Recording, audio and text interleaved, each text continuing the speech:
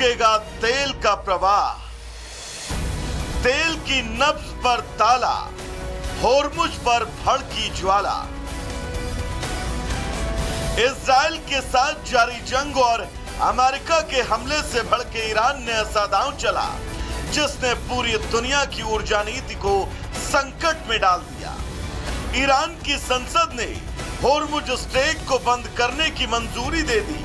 वहीं Hormuz strait, जिसे दुनिया के तेल व्यापार की धमनी कहा जाता है, जहां से दुनिया का हर 5वां बैरल होकर गुजरता है, ईरान की संसद ने उस होर्मुज कॉरिडोर को बंद करने का बिगुल बजा दिया। दुनिया की तेल धमनियों में होर्मुज स्ट्रेट खून की तरह दौड़ता है और अब ईरान ने उस धमनी पर जकड़न का जाल डाल दिया।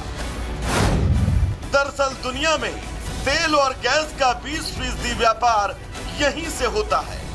ये कार्गो शिप के लिए सबसे छोटा समुद्री रूट है, जहां हर दिन 2 करोड़ बैरल तेल का ट्रांजिट होता है। यहां से एशिया, यूरोप और अमेरिका तक सप्लाई होती है। अब ईरान की संसद ने तो होर्मुज को बंद करने की मंजूरी दे दी, लेकिन अगर खामेनेई ने भी इस फैसले पर मुहर लगा दी तो इसका असर पड़ेगा दुनिया की हर इकोनॉमी पर, क्योंकि अगर होर्मुज कॉरिडोर बंद हुआ तो ट्रांसपोर्टेशन चार्ज में बढ़ोतरी होगी, रास्ता तय करने में ज्यादा समय लगेगा, जिससे तेल के दामों में उछाल आएगा।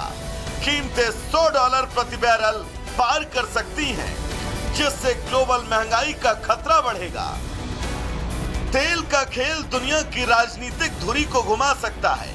तब ईरान के इस फैसले से अमेरिका तक हड़कंप है। आलम यह है कि जो अमेरिका कल तक चीन के साथ टैरिफ वॉर लड़ रहा था, आज वो उसी चीन से ईरान को मनाने की मिन्नत कर रहा है। अमेरिकी विदेश मंत्री मार्को रूबियो ने चीन से आह्वान किया कि वो ईरान को होर्मुज कॉरिडोर को बंद न करने के लिए प्रोत्साहित करे। अब होर्मुज कॉरिडोर बंद होने से अगर तेल परिवहन में बाधा आई तो इसका सबसे ज्यादा असर उन देशों पर होगा जो अपनी तेल की सप्लाई के लिए खाड़ी देशों पर निर्भर है। ऐसे देशों में चीन, जापान और दक्षिण कोरिया जैसे देश शामिल हैं।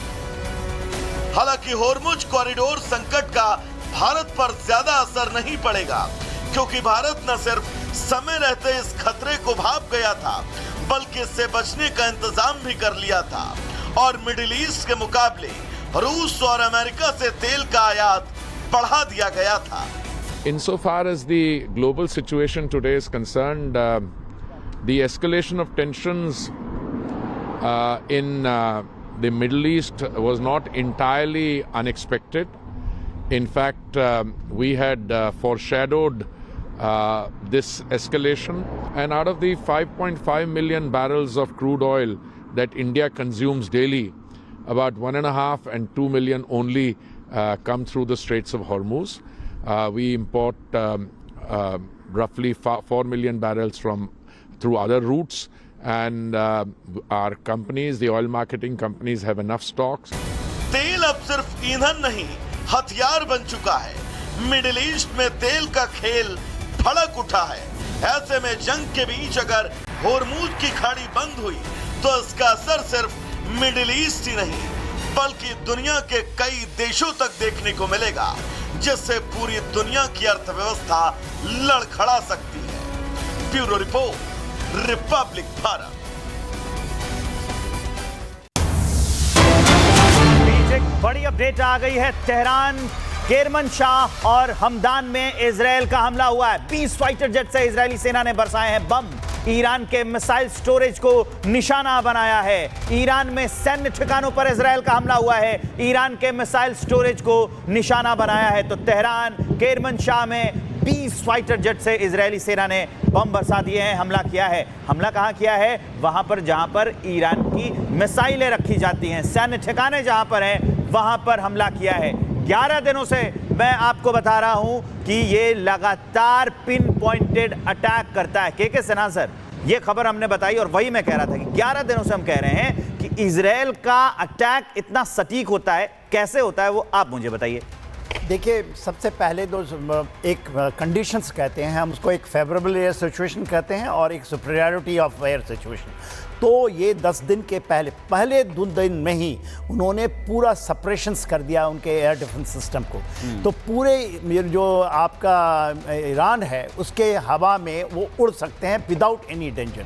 उनका एक भी एयर डिफेंस सिस्टम काम नहीं कर रहा है। सबसे पहले यदि आप होगा 26 अक्टूबर 2024 में जब उन्होंने पहली बार हमला किया था इजराइल ने इनके ऊपर में, तो ख़ास करके उन्होंने जो इलाका था वो है अरक, नटाज के ऊपर का इलाका। आप बार बार तरबीज की बात सुनते हैं, एयर डिफेंस सिस्टम। उन्होंने तेहरान के एयर डिफेंस, उसमें S-400 भी था, S-300 भी था, जो रशिया, जो कि बहुत है, उन्होंने पूरा बर्बाद किया। इसके पहले फर्स्ट 2 डेज उनका मेन एक्शंस था उनके एयर डिफेंस को बर्बाद करना। आज तो वो कुछ भी नहीं, उसको छू ही नहीं सकते वहाँ पूरे उन्होंने सप्रेस कर दिए हैं। उसके अलावा जितने भी उनके एयरक्राफ्ट्स हैं वो ग्राउंडेड हो चुके हैं। अब कोई भी, जब आप नहीं, उनके पास भी F-16 है पुराने, जो कि अमेरिका से उन्होंने उस समय 79 के पहले, मगर उनकी कंडीशंस इतनी ख़राब है कि नहीं कर सकते। कुछ उनके पास अटैक हेप्टर्स थे, कल ही 3 अटैक हेप्टर्स उन्होंने मारे, खबरें नहीं आ रही हैं, जो कि तबरीज के ऊपर के इलाके में था, उसके बेस को। तो एब्सोल्युटली उनके पास डोमिनेशंस हैं, डोमिनेशन उनके पास। देखिए अभी आया ही नहीं है 40, उनके पास F-40 ये 35 आ रही है, जिसके अंदर में 25 के ऊपर में टैंकर लगे होंगे, उनको कोई रिफ्यूलिंग की जरूरत नहीं होगी। तब तो ऐसे विध्वंस करेंगे। तो ईरान को इन चीज़ों को समझ लेना चाहिए कि देखिए आप कमज़ोर पड़ गए, चिल्लाने से, इसको टफ स्टैंड लेने से आप अभी करें और अपने आतंकवाद जो एक्सिस ऑफ रेजिस्टेंस को छोड़े, पूरी दुनिया आपको इम्प्रेस कर लेगी। क्योंकि हालांकि ईरान की ओर से मंथन करने के बजाय यहाँ पर लगातार हमले किए जा रहे हैं। इस बीच बड़ी खबर आ गई है, ईरान की न्यूक्लियर साइट्स पर अमेरिका के हमले को लेकर इजराइल में जश्न मनाया गया है। तेल अवीव के साथ साथ सिटी हॉल को लेकर अगर बात की जाए तो, या फिर अमेरिका की बात कर ली जाए तो वहां पे जश्न मनाया जा रहा है। अमेरिका और इजराइल के झंडे की लाइटों से सजाया गया है। तेल अवीव दिखा रहे हैं आपको, अब यहाँ पे कल भी बड़े बड़े पोस्टर लगाए गए थे, उस पर लिखा गया था थैंक्स मिस्टर ट्रंप। और आज देखिए किस तरीके से तेल अवीव में जश्न मनाया जा रहा है। और देखिए जो तस्वीरें निकल के सामने आ रही बताती हैं कि जिस तरीके से अमेरिका की ओर से ये बड़ा हमला किया गया ईरान की न्यूक्लियर साइट्स पे, इसके बाद जश्न का माहौल है तेल अवीव में। दीपक बोरा सर, मैं आपके पास आ रही हूँ। ये दिखाता है कि कितने जीत से गदगद हैं नेतन्याहू और ट्रंप। कल थैंक यू पहले ट्रंप बोलते हैं आपसी सहयोग के लिए, फिर नेतन्याहू की ओर से थैंक यू बोला जाता है। लेकिन क्या अभी भी जो हमले किए जा रहे हैं ईरान की ओर से इजराइल पर, वो तो रुकने का नाम नहीं ले रहे? तो ये जश्न के बीच जो तस्वीरें निकल के सामने आ रही तबाही की, इसको कैसे देखते हैं आप? और अब क्या माना जाए कि जो कल का अटैक है अमेरिका का, इसके बाद थोड़ी शांति आएगी, थोड़ा तनाव कम होगा?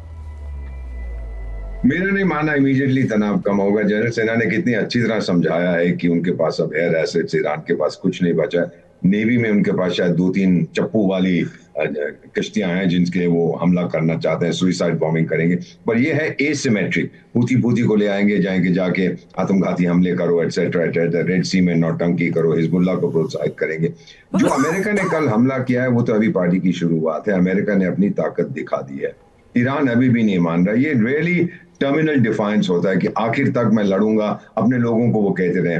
पहली चीज मैम, अली खमैनी किधर है किसी को मालूम नहीं है। बहुत देरों से मेरे जो मित्र हैं, मेरा जो अपना ग्रुप है इंटेलिजेंस और बाकी एम्बेसडर्स का, जनरल्स का, वो कह रहे हैं कि वो भाग गया, वो मॉस्को में बैठा हुआ अपने मित्र बशार अल असद के साथ चाय पी रहा है। ये उन लोगों का कहना, मेरे पास इसका कोई सबूत नहीं है। दूसरी चीज, ईरान कह तो रहा है मैं ये करूंगा वो करूंगा, लेकिन वो सिर्फ इजराइल को अपनी मिसाइल्स भेज रहा है।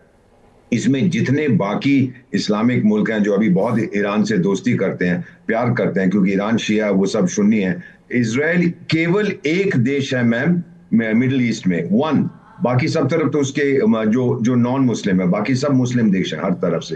तो वो अमेरिका का आउटपोस्ट है वहां पर, वो अमेरिका का चौकीदार है वहां पर। अमेरिका कभी भी उसको ज्यादा नुकसान नहीं होने देगा, क्योंकि मिडिल ईस्ट को कंट्रोल करना है, आपको एक वफादार चाहिए, और वो वफादार इजराइल है। इसीलिए बाकी मिडिल ईस्ट के जितने देश हैं सब दोस्ती कर रहे थे इजराइल के साथ। इजिप्ट ने शुरुआत की, फिर सऊदी भी पहुंचने वाला था, हमास ने हमला किया, यूएई, बहरीन, सूडान। मैं तो सूडान में 5 साल रहा था, कितनी नफरत वो करते थे यहूदियों से। बाद में बोले नहीं भाई इनसे नहीं लड़ सकते, अमेरिका नहीं होने देगा, चलिए दोस्ती कर लेते। तो ये चीजें जो हम अब देख रहे हैं, ईरान और अकेला पड़ता जा रहा है। ईरान को खुद मालूम है कि मुझे कोई समर्थन नहीं मिलना किसी से, वर्बल समर्थन बहुत मिलेगा, रेजोल्यूशन यहाँ बनाए, ओआईसी की मीटिंग होगी, अमेरिका बहुत खराब है। ट्रम्प ने क्या बोला था, 40 साल से वो कहते हैं हाय हाय क्या, अमेरिका मुर्दाबाद, इजराइल मुर्दाबाद, कहते रहो, क्या फर्क पड़ता है अमेरिका को, तो बहुत से लोग कहते हैं अमेरिका मुर्दाबाद। सो द रियलिटी, ईरान को अब उसके पास बहुत कम समय बचा है इस रेजीम के लिए। जी बिल्कुल, वोरा साहब आप जो कह रहे हैं इसका मतलब साफ है कि ईरान के लिए अब सिर्फ एक रास्ता है कि वो अब चुप हो जाए। अगर पलटवार किया तो अमेरिका की तरफ से कहा गया, डोनाल्ड ट्रंप, कि हम इससे भी ज्यादा तेज हमले करेंगे।